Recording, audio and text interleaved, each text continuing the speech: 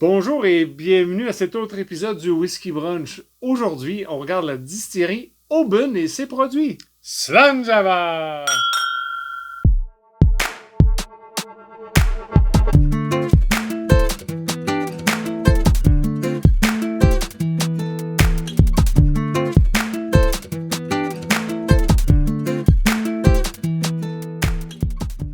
Salut Martin. Bonjour Alain. On se retrouve encore avec Les mains pleines? les mains pleines. Pourquoi? Ben encore une fois, on regarde des produits Auburn cette fois-là, mais on a deux special releases de la même année. Le Pas même de la même âge. année, du même âge, mais pas de la même année. Fait Mhm. qu'on va comparer les deux. Évidemment, ils sont pas pareils, on le sait très bien, mais on aime Toujours ça le faire fun. des dings. Oh. On aime ça faire des dings.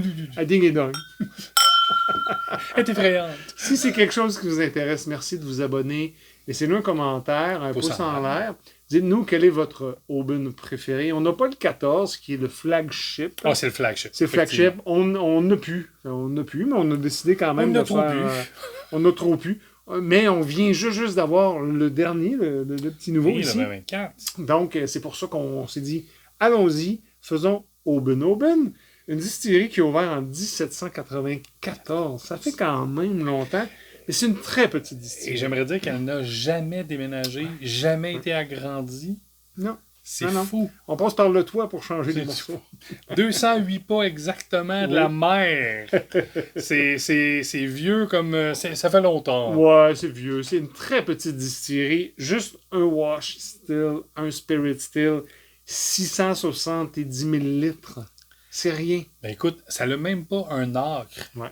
de terrain pour occuper la distillerie, Ouais. les stationnements des employés, les buildings, tout ça. Ouais. Fait que c'est très C'est très petit, mais c'est de très beaux produits. Moi, Ouais. j'aime beaucoup Auburn. Mais quand je dis c'est pas disponible, c'est pas que c'est pas disponible, mais ils ont rien. Je veux C'est dire. que l'output, je vais Ouais. excusez Oui, d'utiliser oui, oui. mon anglicisme, mais l'output est pas assez, il n'y a pas assez de volume que Non. les produits qu'on reçoit ben, sont très très rares. Puis en raison de la rareté, ben, souvent les prix sont un petit peu plus. Puis c'est Diageo. Voilà. Bien sûr. On le répète encore une fois. Fait qu'ils ont un 14, un 18, un 21 Mhm. qui sont disponibles. Ils font beaucoup de Distillers Edition. On en a Ouais. un ici. Et ils font aussi des Special Edition, les deux qu'on a là, plus le Little Bay dont Martin va nous parler tout à l'heure. Je te laisse aller, Martin. Vas-y. Oui, je peux quoi tu commencer avec parles? le Little Bay. Justement, hein? le Little Bay, je pense qu'il est, je vais dire l'entrée de gamme, je vais le dire comme ça. Ouais, c'est bon. Un peu, je vais le comparer au Talisker Sky, dans le sens que le Sky, vous avez l'ensemble des profils de chez Auburn, de chez Talisker, pardon, Ouais. mais en une version plus minimaliste. Le Little Bay va nous offrir la même chose chez Auburn. On parle d'un 43% d'ABV. C'est très abordable. On parle de 102,75$ dans notre marché. Au départ, c'était un Travel Edition Exact. qu'on pouvait juste avoir en Travel Ouais. Edition. Mais en 2015, on s'est dit, mais je pense qu'on va le mettre dans le core. C'est un bon vendeur. Puis c'est un très bon Ouais. vendeur. Écoutez, au nez, on va parler de la pomme sèche. C'est quand même très herbacé, floral. Je trouve un petit côté là, orange confite, de la menthe. Puis même un café, puis je vais le dire latte. OK. Tu sais, un café Ouais. plus doux, plus moins de l'amertume, mais on a l'odeur du café. En bouche, ben, on va tomber dans le chocolat noir, dans le sel de mer. On peut pas parler de Auburn sans parler de sel, je veux dire ça comme ça. Et t'as tellement raison. C'est tellement côtier. Oui. Puis moi, là, je cherche le mot en français, mais c'est un pound cake. Tu sais, Oui, un gâteau 4 quarts. 4 quarts, merci Alain. Qu'on a saupoudré de sucre, de cannelle, avec un coulis d'agrumes. C'est très, quand même, vanillé, c'est spongieux, c'est très intéressant.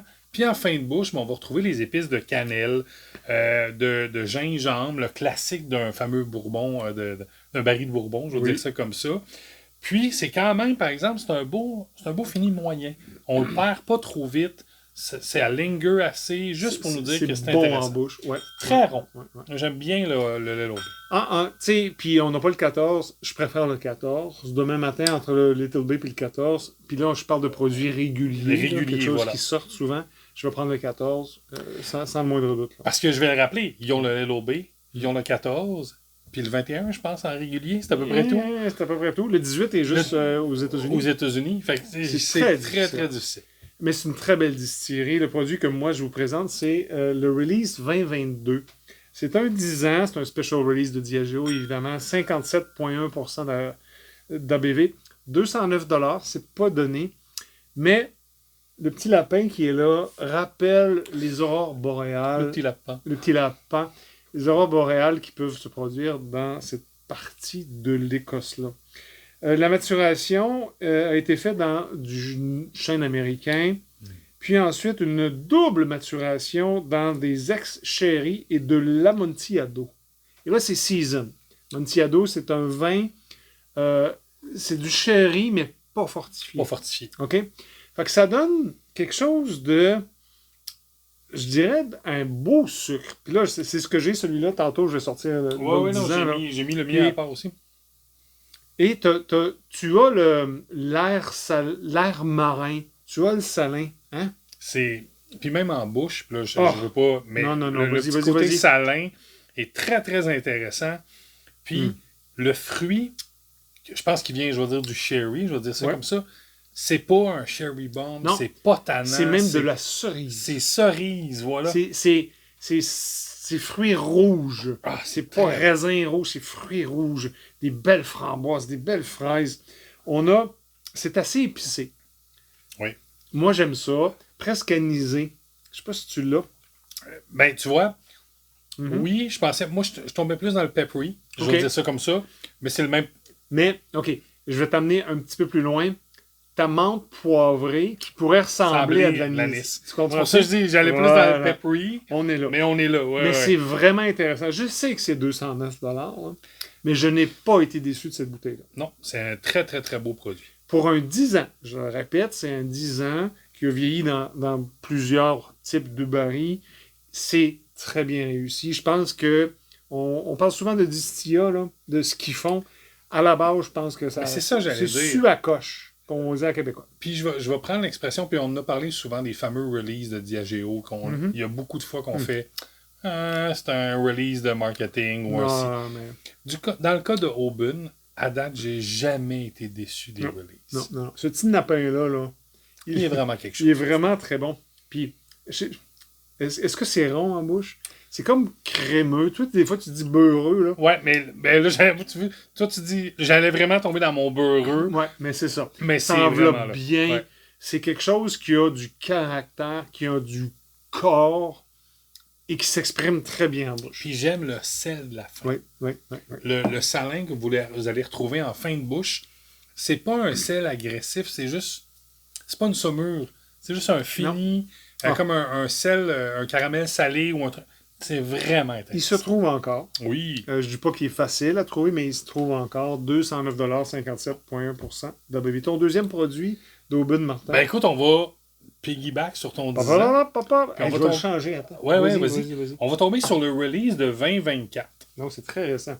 Oui, très récent. On parle d'un ABV de 58%. Et il est plus foncé aussi. Mais on parle de 169 $. Donc, au côté prix, price point, on est venu chercher un peu plus intéressant. Bon, je vais tomber dans le marketing. On parle d'un natural cask strength. J'enlève le natural. C'est un cask strength.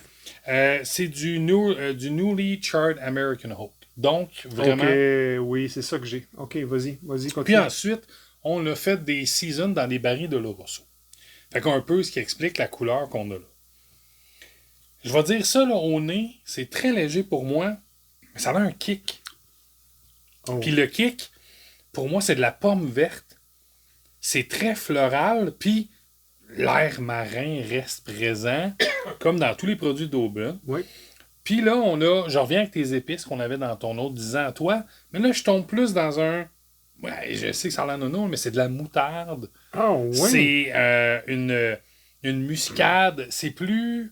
Là, je sais que je tombe dans un profil, mais c'est plus indien comme épice que classique bourbon pour moi. Ah ben écoute, moi, ça me flabbergasse, puis on y goûte ce soir pour la première fois. C'est live, plus live que ça, tu meurs.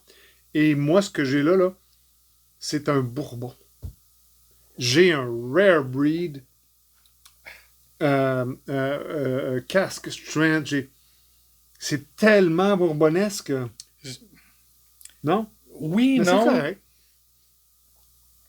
Mais on parce que sent ton American Oak. Ton American Oak, ça, je te l'accorde. Je veux dire que moi, où je perds le bourbon, je vais l'appeler comme ça, j'ai pas les mêmes sucres qu'un bourbon. J'ai pas le gros sucre Bien brun. sûr, t'as pas de maize. J'ai pas le maize, j'ai pas... Fait donc, c'est pour ça que je comprends ce que tu veux dire. Ouais. Mais là, dans mes fruits, je vais chercher une pêche. Je vais chercher... Ben, tu vois, moi, c'est dans les sucres, c'est dans la vanilline, c'est le caramel, le caramel, comme disent les Américains, là. Caramel, ouais. Caramel, c'est exactement ça. C'est très bourbonnesque. OK. Je vais pas te dire bourbonnesque, puis là, moi, je vais tomber dans mon champ gauche. Vas-y. Plus j'y goûte, là, j'ai retourné, j'ai pris une gorgée, je suis retourné au nez. Oui. Non, je vais aller vers un rye, vers du seigle. Oui, tu vas là. Très impressionnant. Puis, tu sais, on a commencé avec le 10 ans qui avait fini en Amontillado, donc c'est beaucoup plus fruité. Ouais. Reviens pour le plaisir, là, puis sérieux, là. Mais ça, c'est un sucre. C'est un sucre blanc, raffiné. Mais reviens à ça, puis tu sentiras un bonbon. Ceci étant dit, c'est un excellent produit. Je l'aime beaucoup. Oui. Je l'aime beaucoup. Je pense que son ABV fait la job. L'équilibre est très intéressant. Je pense que l'ABV le démarque. Je vais dire ça comme ça. Oui. Je pense que sinon, s'il n'y avait pas eu ça, là, c'est ça, voilà. Pouet. Pouet. Je suis pas encore définitif sur le bourbon. Je comprends ton point, par exemple, parce que je suis le premier à dire ouais, je vais vers une céréale plus corsée ou un autre. Oui. Ou, attends. Mettons que j'irais vers un single malt américain. Cask Strength. C'est le season. Écoute, c'est le même résultat. C'est le même résultat. On a du Virgin Oak. Mais c'est ça. Voilà, à la fin, en fin de bouche, c'est le Virgin Oak qui vous reste en fin de bouche. Tout à fait. Donc, le boisé, le noisé, la noisée, pardon, la noix, ou le noisesque. Noisesque. Mais oui, je comprends ce que tu veux dire. Ouais. C'est peut-être ça qui nous amène vers le bourbon. Ouais. Mais, comme je te dis, je me perds dans le sucre parce que oui, c'est pas assez mince. C'est très intéressant. Ouais, très intéressant. Puis c'est live. Plus live que ça. Tu peux pas être plus live que ça. On vient d'y enlever le petit cap sur le dessus. Le dernier produit que je vous présente, c'est un des Distillers Edition. Distillers Edition, il y en a depuis longtemps. Il n'y en a pas depuis 2022. Je n'en ai pas revu d'autres. Effectivement. Okay? C'est un 14 ans, donc l'Auburn 14, du choix du distillat. Mais c'est-tu... c'est ça. C'est la même chose. Distillé en 2005, il a été embouteillé en 2019. Donc c'est 14 ans, qui a été double maturé dans des ex-bodegas de Montillafino. OK? Donc, c'est des sherry, but plus le bourbon. Ça donne vraiment des saveurs maritimes. C'est hyper intéressant. C'est un beau produit. Le Montilla, c'est une région d'Espagne, le Montilla, qui ressemble à du sherry, OK? Mais qui n'est pas fortifié non plus. C'est un vin espagnol. C'est très fruité, mais léger. OK? C'est sherry, mais salé. Tu sais, ton côtier, là, on est chez Auburn. Il est là. Puis ça, c'est le 2009, right? 2019. 2019, excuse-moi, parce qu'on a après ça, on a goûté au 2022. Oui. Puis je pense que dans le 2022, on avait perdu cet aspect-là, le sweet and sour ou le sweet and salty, que je vais appeler. Là, dans ce 2019-là, il est vraiment bien balancé. Puis tu me ramènes, je ne veux pas sauter de produit, mais je ramène à notre 10 ans qu'on vient d'ouvrir. J'ai moins le côté salin. Ah, il n'est pas là. Il n'est pas là du tout. Non. Puis là, j'ai l'impression que là, c'est plus j'y goûte, là, je comprends d'où tu viens avec ton bourbon, où on a perdu le côté salin chez Auburn. On ne l'a pas perdu, mais il est moins persistant, il est moins présent peut-être. Ouais. Ton caramel, il est plus caramel que caramel salé. Je le dis comme ça. Effectivement, tu sais, au palais, tu as du sel dans ça. Tu as du sel, tu as du chien, tu as des fruits rouges, tu as du chocolat. C'est vraiment... Ça là, oh, oui, c'est un très ça vaut produit. vraiment la peine. On parle de 43% d'ABV, autour de 160 au moment où on l'a acheté. Oui.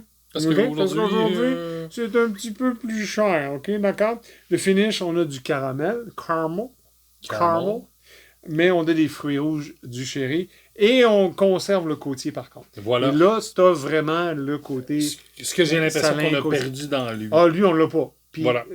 Force est d'admettre, puis c'est pas parce que c'est pas bon. Non, on l'a pas. Puis revient à l'autre 10 ans, au tinapin. Au tinapin, ça, le tinapin, là. Là, t'es dans le sel. Oui, effectivement. Donc, 2-10 ans, mais totalement différents. Complètement différent. Merci, Martin, de t'être prêté à l'exercice. On espère que vous appréciez à la maison. Dites-nous quel est votre Auburn préféré. On sait que le 14 va sortir probablement dans les listes, mais ça reste un de nos préférés. Moi, ce que je veux voir, c'est les Distillers Edition que vous avez essayé. On vous remercie d'avoir été là. Laissez-nous un commentaire, un pouce en l'air. Je l'ai fait avant toi. Je l'ai fait avant toi. Ouais, je sais, je voulais te jouer un tour. Bon. Si vous buvez, faites-le de façon responsable. Et d'ici là, on vous dit... Drum on!